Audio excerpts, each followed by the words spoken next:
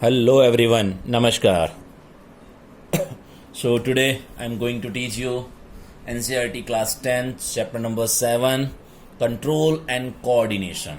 Control. So now first of all the word control and the second one coordination. That means control. That means हमारे body में कोई ऐसा organ है, ऐसे organs हैं जो किसी एक्टिविटीज़ को कंट्रोल कर रहे हैं. अब वो जो एक्टिविटीज़ हो रही है आपकी वॉलेंटरी हो रही है, दैट मीन्स आपकी मर्जी से हो रही है या आपकी मर्जी के बिना हो रही है. जैसे आपके हार्ट का जो हार्ट बीट हो रहा है वो आपकी मर्जी से नहीं हो रहा है, तो दैट मीन्स कुछ ऐसी चीज़ें हैं आपकी हमारे ह्यूमन बॉडी में कि जो आपकी मर्जी के खिलाफ हो रहा है, जो आपके मर्जी के साथ हो रहा है, तो उन पे कंट्रोल करना. और ऐसे कुछ ऑर्गन जो उनको कोऑर्डिनेट करते हैं. तो ये चैप्टर का नाम है basically control and coordination. So first of all हम स्टार्ट करते हैं चैप्टर का इंट्रोडक्शन. अब अगर सिंपल वे में अगर हम इस ऑल इन वन की मेथड पे जाते हैं तो सबसे पहले होता है the working together of various organ of living organism. Living organism आप देख सकते हो in a systematic controlled and efficient way to produce proper response to various stimuli.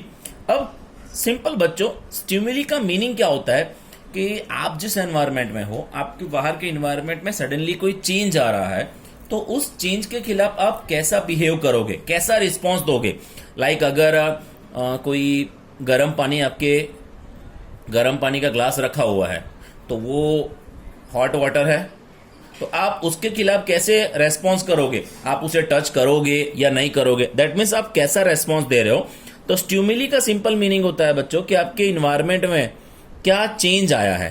Clear है. अब बच्चों जो भी लिविंग ऑर्गेनिज्म है उनकी बॉडी में एक ऐसा स्ट्रक्चर है जो सिस्टमेटिक वर्क कर रहा है, कंट्रोल कर रहा है हर जो भी एक्टिविटीज हो रही है.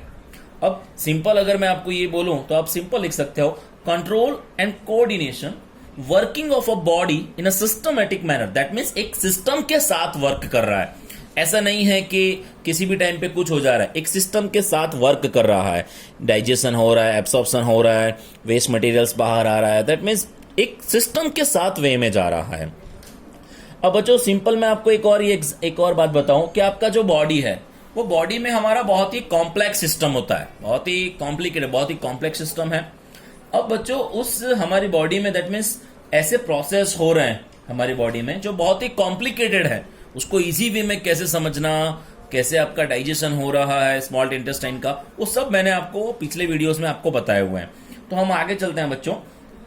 और आपकी जो प्यूरी ह्यूमन बॉडी है, आपकी जो पूरी ह्यूमन बॉडी है वो एक दूसरे से कनेक्टेड है.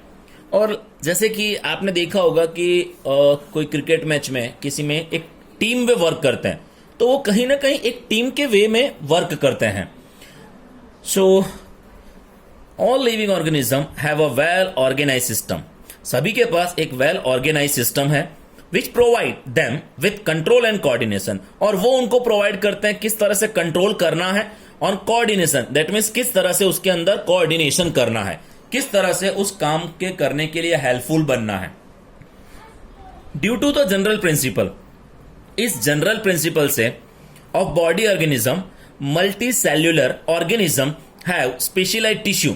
अभी हमारी बात कर रहे हैं basically multi cellular organism have specialised tissue. हमारे में एक स्पेशलाइज्ड टिश्यू प्रेजेंट होता है विच प्रोवाइड, जो कि प्रोवाइड करता है कंट्रोल एंड कोऑर्डिनेशन. तो उम्मीद करता हूं यहां तक आपको पता चला होगा. आगे चलते हैं. Animals have nervous system and hormones to control and coordinate their body activities. Again हमारी बात हो रही है, हमारे पास ऐसा नर्वस सिस्टम है. आपने सुना होगा CNS central nervous system, PNS peripheral nervous system.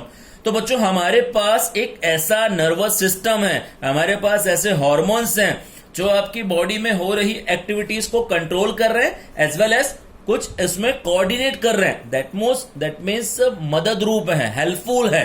Okay. सो यहां पे एक लाइन दिया हुआ है plants lake of nervous system. अब देखो प्लांट के अंदर कोई नर्वस सिस्टम नहीं है, लेकिन वो कोऑर्डिनेट कर रहा है किस तरह से, हार्मोन से. बिकॉज आप इस चैप्टर में लास्ट टॉपिक में आप पढ़ोगे कि जो भी प्लांट होता है उस प्लांट के पास भी कुछ ऐसे हार्मोन्स हैं जो कहीं ना कहीं उसके ग्रोथ में हेल्पफुल हैं, ठीक है, कुछ ऐसे भी हॉर्मोन्स है जो आपको लास्ट टॉपिक में मिलेगा कि जो उसकी पूरा तरह से ग्रोथ को खत्म करता है, तो ये आगे के लेक्चर्स में हम देखेंगे। तो कोऑर्डिनेशन इन ह्यूमंस। अब इस कोऑर्डिनेशन को समझने के लिए बिकॉज आपको पता है कि हमारी जो बॉडी है वो cell, then tissue, then organ system. तो आपका जो सेल है, दैट मीन सेल आपका functional and structural unit of any system are. ये कोई भी सिस्टम है, दैट मीन्स उसके अंदर सेल तो प्रेजेंट है। आपने ये क्लास 8-9 में बेसिक कंसेप्ट सीखा हुआ है बच्चों। तो इसके आगे हम थोड़ा सीखते हैं अब नर्वस सिस्टम। ओके, उसके बाद स्टार्ट होगा मेन फंक्शन न्यूरॉन। आपने मेरे बच्चों लास्ट वीडियो में नेफ्रॉन के बारे में देखा था। नेफ्रॉन है वो किडनी के बारे में है। अब न्यूरॉन यहां पे अलग कंसेप्ट है, तो कंफ्यूज मत होना बच्चों बिल्कुल भी। तो बच्चों देखो, nervous system, now in animals including humans, the nervous system along with muscular tissue is the control center of the body। अब बच्चों आपको पता है कि जो नर्वस सिस्टम है, जो हम सेंट्रल नर्वस सिस्टम जिसे कह रहे हैं, जिसके अंदर आपका स्पाइनल कॉर्ड एंड ब्रेन का समावेश हो रहा है, तो बच्चों हमारे अंदर भी जो आपका सेंट्रल नर्वस सिस्टम है वो centre of the body, it consist of highly specialised cell called neuron. और इनके अंदर जो प्रेजेंट है मेन हाईली स्पेशलाइज्ड, अब इनके अंदर जो एक सेल प्रेजेंट है, और ये बहुत सारे सेल प्रेजेंट है हमारी बॉडी में, जो न्यूरॉन्स है, जैसे नाम दिया है neuron, nerve, neural organ, that link, coordinate and control the activities. और ये न्यूरॉन्स क्या करते हैं, एक दूसरे से कहीं ना कहीं कनेक्टेड है, और मैसेज को आगे पास करना है। किस तरह से आपका स्टिमुली चेंज हुआ है, आपके इन्वायरमेंट में चेंज हुआ है, किस तरह से उसके ऊपर एक रिएक्शन देना है, वो सब फंक्शन किस बेस पे है, आपके न्यूरॉन के पास। तो न्यूरॉन किस तरह से मैसेज को पास करता है, किस तरह से मैसेज को रिसीव करता है, वो हम सब सीखेंगे आगे। So control the activities of different organ in the body. तो बच्चों मेन पॉइंट आपको क्या मिला, न्यूरॉन। ठीक है, तो न्यूरॉन का काम क्या होता है कि वो आपकी बॉडी में जो डिफरेंट टाइप ऑफ एक्टिविटीज हो रही है उसे कंट्रोल करना एंड कोऑर्डिनेट करना। क्लियर है? तो बच्चों information from environment is detected through receptor. अब देखो बच्चों, यहां पे क्या है कि आपके इन्वायरमेंट में जो भी सडनली चेंज हुआ है, तो हमारे पास जो सेंसरी ऑर्गन है, जो सेंस ऑर्गन्स है, वो क्या करेंगे, इंफॉर्मेशन कलेक्ट करते हैं। और रिसेप्टर, ठीक है, इन्वायरमेंट में जो चेंज हुआ है, रिसेप्टर जो उसे इंफॉर्मेशन देंगे कि हमें इन्वायरमेंट में चेंज हुआ है, तो हमें ये चीज नहीं करनी है। जैसे कि गर्म पानी का बाउल यहां पे रखा हुआ है, तो आप उसे टच नहीं करोगे। वो क्यों नहीं करोगे? बिकॉज कहीं ना कहीं वो नर्वस सिस्टम जो आपका न्यूरॉन है, वो इंफॉर्मेशन किस स्पीड में, और ये जो मैसेज पास करना होता है वो बहुत ही स्पीडली वर्क होता है। उसमें कुछ ऐसा नहीं है कि 2 मिनट, 5 मिनट या 10 मिनट लग रहा है। वो बहुत ही फ्यू सेकंड से इंफॉर्मेशन जाती है। अब कई बार क्वेश्चंस बच्चों को कंफ्यूजन क्या होता है कि सर हमारे पास ब्रेन है, स्पाइनल कॉर्ड है, तो सर वो पहले मैसेज पास थ्रू करेगा स्पाइनल कॉर्ड में, देन ब्रेन के पास, तो वो तो बहुत टाइम लगेगा। बच्चों ऐसा नहीं होता। कुछ ऐसा डिसीजन होता है जो स्पाइनल कॉर्ड ब्रेन के पास जाने ही नहीं देता है। स्पाइनल कॉर्ड तुरंत ही उसके ऊपर एक्शन ले लेता है, और बाद में ब्रेन को पता चलता है कि ये कंडीशन हो चुकी है। तो ये कंसेप्ट याद रखना बच्चों, कंफ्यूजन क्रिएट मत करना। ओके, अब आपको दिया हुआ जैसे कि information from environment detect through receptor present in the sense organ such as. अब देखो बच्चों, आपके ईयर, नोज, टंग एक्सेट्रा, इनमें भी अलग अलग रिसेप्टर प्रेजेंट होते हैं। तो यहां पे आपको दिया हुआ है gustatory receptor are been to detect taste. ये किसके लिए है? आपके टेस्ट के लिए। वाइल द ऑल्फैक्टरी रिसेप्टर, अब आप देख सकते हो ऑल्फैक्टरी रिसेप्टर डिटेक्ट स्मेल। हमारे 10th के लिए ये 2 ही है जो आपको दिए हुए हैं बेसिक इंफॉर्मेशन इसके बारे में। ओके, तो आप समझ गए होंगे कि ये इतने सारे हमारे जो सेंसरी ऑर्गन्स हैं उसमें किस तरह के रिसेप्टर जो प्रेजेंट है कि जो मैसेज को रिसीव कर रहे हैं और किस तरह से आगे भेज रहे हैं। क्लियर? मैसेज को रिसीव करना एंड आगे भेजना। अब देखो न्यूरॉन और नर्व सेल। अब ये मेन पॉइंट आपका यहां से स्टार्ट होता है। मैं आपको एक बेसिक कंसेप्ट भी बता दूं कि अब बच्चों आपके जो हाथ होता है ना, हाथ के ऊपर आप देखो एक लाइनिंग वाला स्ट्रक्चर होता है। तो लाइनिंग जो स्ट्रक्चर होता है ना, उसके अंदर भी अलग अलग तरह के रिसेप्टर प्रेजेंट होते हैं। आगे जब टॉपिक आएगा तो मैं आपको समझा दूंगा। वैसे बेसिकली अगर मैं आपको इन्फॉर्मेशन दूं तो जस्ट फॉर नॉलेज, अगर आपको याद रखना हो तो अगर पेन होना हो, अगर ऑल पिन रखी आप उसको टच करो तो आपको पेन होगा। तो पेन के लिए बच्चों नो रिसेप्टर होता है, नो रिसेप्टर। देन प्रेशर के लिए होता है थैगो रिसेप्टर एंड टेम्परेचर के लिए होता है थर्मो रिसेप्टर। तो ये मैंने कुछ आपको बेसिक इंफॉर्मेशन दी है रिसेप्टर के बारे में। अब देखो बच्चों, first of all neuron. So the information from environment is detected by the nerve cell called neuron. अब बच्चों जो इन्वायरमेंट में जो चेंज हुआ है वो इंफॉर्मेशन डिटेक्ट हो रहा है आपके इन्वायरमेंट से, तो वो सबसे पहले कहां आ रहा है? न्यूरॉन के पास। उसके बाद they are structural and functional unit of the nervous system. बच्चों ये मेन पॉइंट है, सीबीएसई बोर्ड में कई बार 1 मार्क्स में क्वेश्चन आता है कि आपका blank is the structural and functional unit of nervous system. तो आपको वहां लिखना है न्यूरॉन और नर्व सेल। ठीक है, बच्चे कंफ्यूज हो जाते हैं, बच्चे नेफ्रॉन लिख देते हैं, जबकि बच्चों नेफ्रॉन तो किसका है? किडनी का है। तो ये गलती ना करें, उम्मीद करता हूं आपसे गलती नहीं होगी। तो a neuron is the longest cell of the human body. और ये दूसरा कंसेप्ट याद रखना, आपका जो न्यूरॉन है वो लॉन्गेस्ट सेल आपके ह्यूमन बॉडी सेल का, आपके ह्यूमन बॉडी का सबसे लॉन्गेस्ट सेल है। The length of some nerve cell may be 92 centimetre 100 centimetre. ये जस्ट नॉलेज के लिए शो किया हुआ है, ठीक है, इसमें से कोई क्वेश्चंस नहीं आता। हाँ ये है कि आपके बॉडी का जो लॉन्गेस्ट सेल है ह्यूमन बॉडी में वो आपका न्यूरॉन होता है, बिकॉज बहुत सारे न्यूरॉन्स आपकी बॉडी में प्रेजेंट है। बिकॉज इंफॉर्मेशन तो आपके कहीं से भी आ सकती है, आपके पैर पे से आ सकती है, हाथ पर से आ सकती है, आपके स्किन पे कुछ आ रहा है तो आपको वहां से पता चल रहा है। क्लियर है?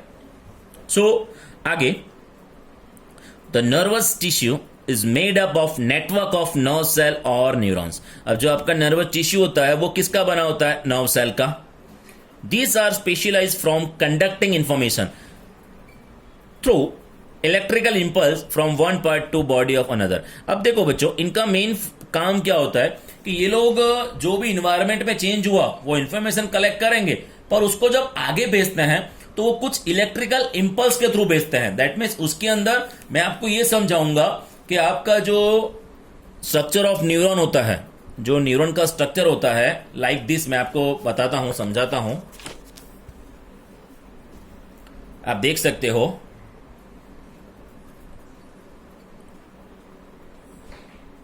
ओके, सो आपको यहां लिखा हुआ है। अब देखो बच्चों, ये आपका जो पोर्शन है न्यूरॉन का, अब आपको यहां बताया हुआ है कि ये छोटी छोटी ब्रांचेस निकलती है। So that is called dendrite. आपका न्यूक्लियस है, सेल बॉडी, ये सेल बॉडी या इसको साइटोन कह सकते हैं बच्चों।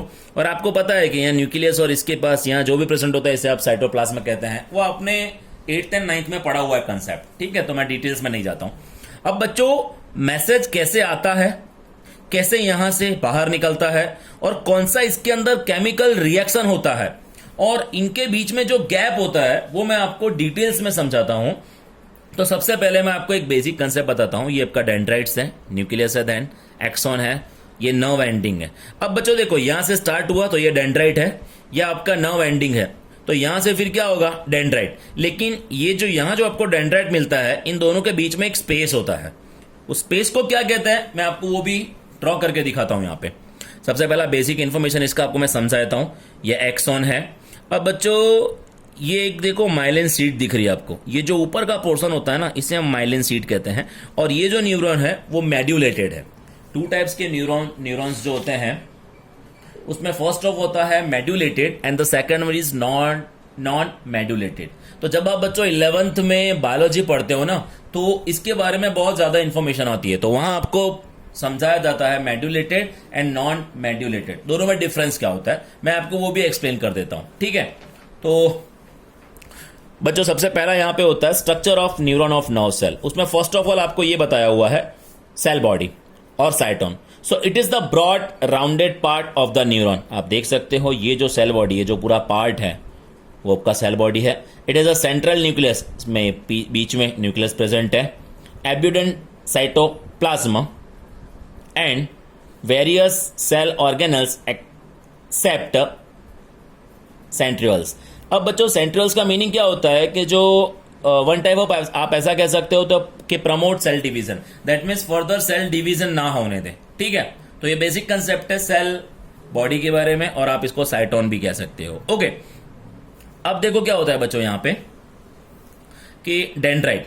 सो सेकंड पोर्शन आपको दिया हुआ है except, that means cell division की प्रोसेस इसके अंदर नहीं हो सकती है, तो ये आपका है। अब सेकंड आपको दिया बच्चों dendrite. So these are the protoplasmic branch process of the cell body. Dendrites that means देखो ये आप देख सकते हो ब्रांच टाइप स्ट्रक्चर निकल रहा है। So branch body of the cell body, so which receive and transmit stimulus. अब देखो बच्चों यहां पे आपको स्ट्यूमल्स, दूसरा वर्ड आपको ये सेम, इसका मीनिंग क्या होता है कि आपके इन्वायरमेंट में क्या चेंज हुआ। अब देखो अगर यहां पे इन्वायरमेंट में कुछ चेंज होता है तो ये डेंड्राइट क्या करता है, इसके पास से इंफॉर्मेशन कलेक्ट करता है और इसको यहां से आगे पास करता है। अब ये किस वे में पास होता है, जस्ट इसका काम है यहां पे पास करना। अब आगे एक्सॉन, तो आपको दिख रहा है एक्सॉन, और एक्सॉन जो आपको स्ट्रक्चर वहां शो किया हुआ है उसी पे आप बता सकते हो कि उसे हम शो करते हैं न्यूरोलीमा। सो वर्ड याद रखना, न्यूरोलीमा। ओके, अब देखो बच्चों simple axon, this are long fibre like cytoplasmic process. ये जो पूरा दिख रहा है आपको cytoplasmic process, they conduct impulse away from the cell body. वो लोग क्या करते हैं, सेल बॉडी का ये जो पार्ट है फ्रंट पार्ट, यहां से मैसेज जो कलेक्ट करना है उस इंपल्स को कलेक्ट करते हैं। देन द एक्सॉन में be covered by a protective sheet. अब देखो इसके ऊपर एक प्रोटेक्टिव शीट लगाई जाती है जिसे हम कहते हैं माइलिन शीट। और बच्चों जो माइलिन शीट आपकी जो होती है, जो आपको वर्ड शो किया हुआ है माइलिन शीट, वो कंसेप्ट 11th का है लेकिन वो फैट एंड प्रोटीन्स के बने होते हैं। क्लियर? अब क्या होता है बच्चों, ये हो गया आपका myelin sheet. Nerve ending, so there are the fine branch like terminations of neurons. अब देखो नर्व एंडिंग है, क्लियर है? तो अब ये क्या करेगा, ये नर्व एंडिंग मैसेज किस तरह से पास करता है, किस तरह से आगे भेजता है, वो मैं आपको एक स्ट्रक्चर ड्रॉ करके आपको समझाता हूं जिससे आपका कंसेप्ट पूरी तरह से क्लियर हो जाएगा। ठीक है, और कुछ इसके अंदर की जो बेसिक इंफॉर्मेशन है वो मैं आपको प्रोवाइड कर देता हूं। सो फर्स्ट ऑफ ऑल आप देख सकते हो, now you can see here. So first of all आप देख सकते हो कि बच्चों जब भी ये आपका पूरा एक्सॉन पार्ट है, क्लियर है, ये पूरा एक्सॉन है। सो ये आपका है नर्व एंडिंग है, ठीक है, आपका जो नर्व एंडिंग है एंड पार्ट है, क्लियर। तो बच्चों ये जो नर्व एंडिंग होता है, अब ये देखो ये फर्स्ट हुआ आपका ये न्यूरॉन, उसके बाद सेकंड न्यूरॉन आएगा, तो न्यूरॉन में फिर ये क्या होगा, डेंड्राइट, ये आपका नर्व एंडिंग है। उसके बाद ये क्या मिलेगा आपको, अगेन डेंड्राइट मिलेगा, फिर ये नर्व एंडिंग होगा, उसके बाद फिर आपको क्या मिलेगा स्टार्टिंग में आगे, उसके बाद फिर आपको मिलेगा आगे वापिस से। सो बच्चों जब इस कंसेप्ट को आपको इजी वे में आपको इजी वे में समझना हो बच्चों कंसेप्ट को, तो आपको याद रखना है कुछ चीजें। तो बच्चों इनके बीच में गैप होता है, ये कभी पास नहीं होते।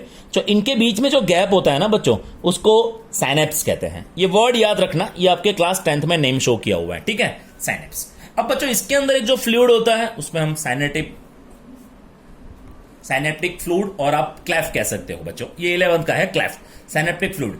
अब बच्चों इसके अंदर जो फ्लूइड प्रेजेंट है उसका फंक्शन क्या होता है, वो किस तरह से वर्क करता है, तो आपको यहां पे सेकंड डायग्राम शो किया हुआ है, आप देख सकते हो न्यूक्लियस प्रेजेंट है। अब देखो बच्चों ये मैंने आपको जो स्ट्रक्चर शो किया है जो माइलिन शीट से होता है, और माइलिन शीट आपका किसका बना होता है, प्रोटीन एंड फैट का। अब आप देख सकते हो इसके अंदर भी कुछ सेल प्रेजेंट होते हैं जिसे हम कहते हैं स्वेन्स सेल, ठीक है, याद रखना स्वेन्स सेल। अब बच्चों ये जो पॉइंट होता है ना, ये देखो इनके इन दो माइलिन शीट के बीच में एक थोड़ा सा गैप होता है, उसे हम कहते हैं नोड ऑफ रेनगियर। सो बच्चों ये 11th का कंसेप्ट है, और इसका जब ये पास होता है मैसेज तो इसको हम सेल्टेटरी कंडक्शन भी कह सकते हैं, क्लियर। अब बच्चों आगे चलते हैं थोड़ा सा। अब बच्चों जस्ट फॉर एग्जांपल मैं आपको एक कंसेप्ट समझाता हूं, उम्मीद करता हूं वो कंसेप्ट आपको समझ आ जाए। ओके, अब देखो बच्चों सिंपल समझने वाली बात क्या है, आपको जो आपको समझना है। देखो बच्चों, मैंने आपको बताया कि ये जो था ना बच्चों आपका ये वाला कंसेप्ट, इसे हम कहते हैं मेड्यूलेटेड, और ये आपको जो सेकंड मिलता है बच्चों, ये देखो नॉन मेड्यूलेटेड है। दैट मीन्स इसके अंदर कहीं भी माइलिन सीट नहीं है, कहीं भी श्वेन सेल नहीं है। तो ये कुछ कंसेप्ट है। अब देखो बच्चों, जब भी ये देखो ये पूरा एक्सॉन है, क्लियर है। अब मैं बात कर रहा हूं यहां पे एक न्यूरॉन की, ओनली वन न्यूरॉन। सो समझना बड़े आराम से। अब क्या होता है बच्चों इसके अंदर, कि जब आप यहां देख सकते हो कि ये आपका एक्सॉन है, क्लियर है। अब ये मैं बात कर रहा हूं ये एक एक्सॉन की जो एंडिंग है, एक्सॉन एंडिंग है, ये जस्ट एक की बात कर रहा हूं मैं। तो बच्चों इसके अंदर क्या होता है, इसके अंदर ये जो इस तरह का जो वेसिकल स्ट्रक्चर बनाया हुआ है, ये इसे हम कहते हैं साइनेप्टिक वेसिकल। तो ये आपका एक एक्सॉन एंडिंग एक की बात कर रहा हूं मैं, क्लियर। और बच्चों ये क्या है, ये बाकी के डेंड्राइट्स हैं, ये डेंड्राइट्स हैं। तो डेंड्राइट्स के पास भी ये स्ट्रक्चर मैंने शो किया है। दैट मीन्स ये वन टाइप ऑफ आपके क्या हो जाएंगे, रिसेप्टर। दैट मीन्स जो रिसीव करेंगे मैसेज, क्लियर है। बिकॉज मैंने आपको बताया था फर्स्ट यहाँ पे डेंड्राइट होगा, डेंड्राइट से मैसेज नाउ एंडिंग के पास आएगा, नाउ एंडिंग दूसरे वाले डेंड्राइट को भेजेगा, फिर वो आगे इंफॉर्मेशन जाएगा। अब बच्चों किस तरह से मैसेज का पास होता है, ठीक है। तो साइनेप्टिक वेसिकल्स होता है, इसके अंदर कुछ केमिकल्स प्रेजेंट होते हैं जिसे हम कहते हैं न्यूरोट्रांसमीटर। ये नेम याद रखना, न्यूरोट्रांसमीटर, जो न्यूरॉन का ट्रांसफर कर रहे हैं, ठीक है। अब देखो बच्चों, जब भी इसके अंदर जो इंपल्स जो मैसेज पास होता है, तो जब ये इसके अंदर आता है तो ये जो एक्सॉन का ये जो न्यूरोलिमा पार्ट है, न्यूरोलिमा पार्ट, वो क्या करता है बच्चों, कैल्शियम आयन को सिक्रीट करता है। जब वो कैल्शियम आयन को सिक्रीट करता है, basically this concept is useful in class 11th biology, okay. तो जब ये कैल्शियम आयन को सिक्रीट करता है, अब कैल्शियम आयन सिक्रीट होगा बच्चों, तो कैल्शियम आयन क्या करता है, इस साइनेप्टिक वेसिकल्स में जो ट्रांसमीटर होते हैं उसको बाहर निकालता है। जब वो उसको बाहर निकालता है तो इसके अंदर से जो मैसेज पास हुए होते हैं, जो इंपल्स आते हैं, वो इंपल्स इसके साथ मिक्स हो जाते हैं। तो अगर वो कैल्शियम आयन सिक्रीट ना करे तो ये पॉसिबल नहीं होगा। तो जब ये दोनों मिक्स हो जाते हैं, और फ्लूइड की कैरेक्टरिस क्या है, आपकी फ्लूइड की जो कैरेक्टरिस होती है बच्चों, वो सिंपल क्या होता है कि वो इजीली यहां से यहां पास हो जाएगा। तो बच्चों वो इजीली यहां से डिफ्यूजन करेगा, वो इजीली बाहर आएगा और आपका यहां से यहां पे आएगा। दैट मीन्स ये रिसिप्टर है, तो इसने मैसेज को रिसीव कर लिया। जब इसने बच्चों ये मैसेज को आपके रिसीव कर लेगा, इसने रिसीव किया। अब बच्चों जब ये मैसेज यहां पे पहुंच जाता है बच्चों, तो ये रिसिप्टर के पास भी ये लोग क्या करते हैं, एक अलग फ्लूइड यहां से भेजते हैं जिसे आप कहते हैं एंटी न्यूरोट्रांसमीटर। तो एंटी न्यूरोट्रांसमीटर का वर्क क्या होता है कि ये फ्लूइड वापस जाके यहां इंफॉर्मेशन, जब ये एंटी न्यूरोट्रांसमीटर यहां से निकलकर वापस यहां पहुंचता है, तो इनको पता चलता है कि मैसेज वहां पहुंच चुका है। अब न्यूरोट्रांसमीटर का जो सप्लाई करना है वो स्टॉप कर दो। तो कंसेप्ट क्लियर हो गया आप, किस तरह से मैसेज यहां से यहां पास होता है और किस तरह से वो उसको बताता है कि अब ये कंसेप्ट पूरा हो चुका है, अब आप मैसेज मत भेजिए। क्लियर है। तो ये था बच्चों एक न्यूरॉन का बात। अब हम आगे चलते हैं बच्चों।